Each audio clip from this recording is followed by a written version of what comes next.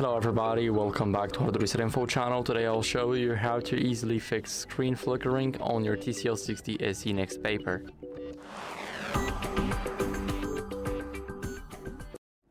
So first, what you guys need to do is adjust the brightness in the settings. So go to settings, now here, go to the display.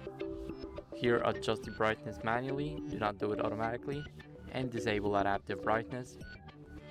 Now download the Screen Dimmer app from the Play Store.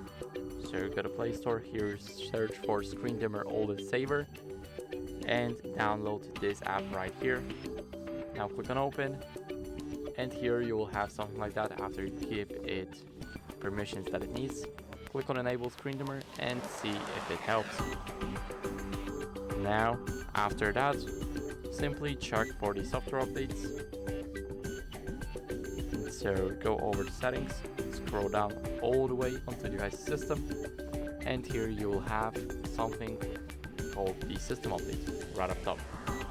Now as you guys can see, I'm running the latest version. There's no button to update our software.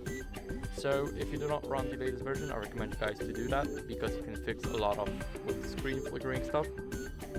So that be it. I hope you enjoyed this video, and if you did, then leave us up, like, and a comment.